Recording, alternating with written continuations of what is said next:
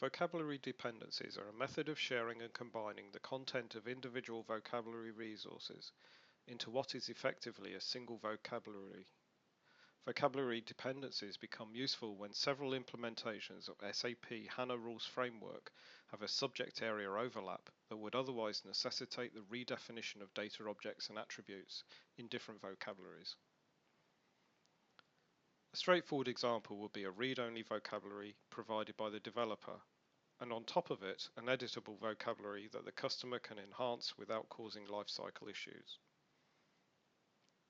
The advantage of using vocabulary dependencies instead of replicated vocabularies is that they ensure consistency between HRF implementations. For instance, modifications to the underlying SAP HANA database schema are only likely to cause changes being required in one vocabulary rather than multiple vocabularies. In the example I have created here, we have shared a generic banking vocabulary with other, more specialized HRF implementations that handle account details and banking services. The services vocabulary is dependent on the accounts vocabulary, which in turn is dependent on the banking vocabulary.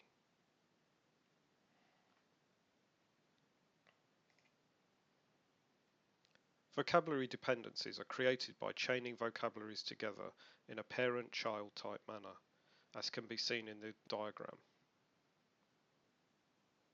Objects defined within a child vocabulary are combined with all objects inherited from each of its parent vocabulary resources, such as data objects, actions, outputs, and value lists. Currently, you cannot create vocabulary dependencies using the SAP HANA Framework modeling tools. Therefore, the vocabulary's JSON files need to be changed using a text editor.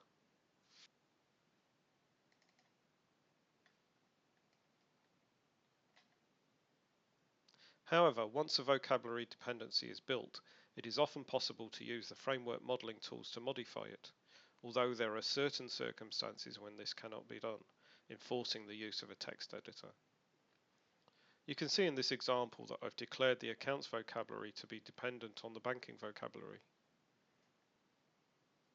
In other words, banking is the parent vocabulary and accounts is the child.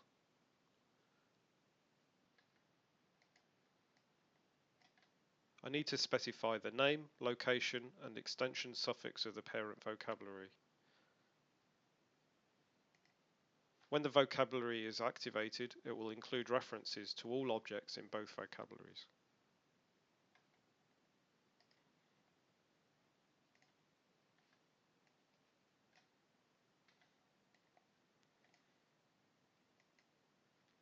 I've done the same thing in the services vocabulary and created a parent dependency to the accounts vocabulary. Vocabulary dependency chains can have any number of levels, however they are only valid under certain conditions. Multiple dependencies between vocabularies in either direction are not permitted. Therefore, a child vocabulary can be assigned to only one parent vocabulary, and a parent vocabulary can only have one child dependency. The dependency flow is unidirectional from parent to child. Cyclic dependencies are not permitted.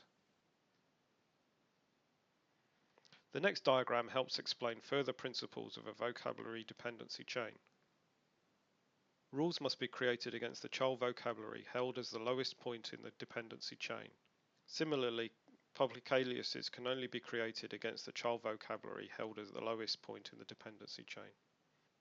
We can now see vocabulary dependencies in action. To do this, I will move to the HRF web application and set up a rule.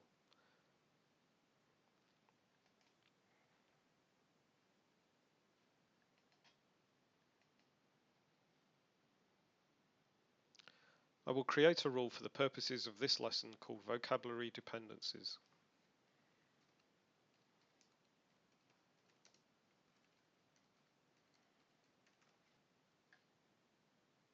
Here are our three vocabularies that we have available to us.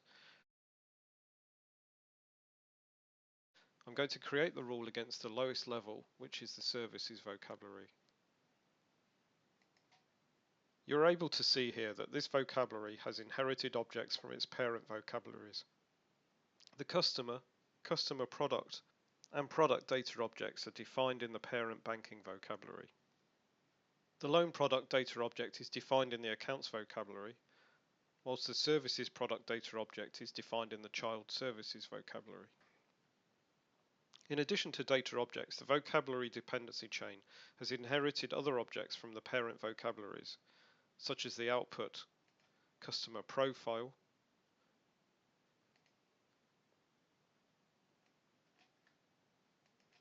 and the action send email.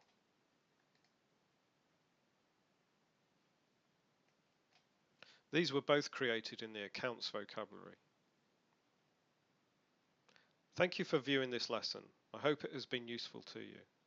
Please look out for the next lesson we have planned for this series that will describe how to create and use value lists.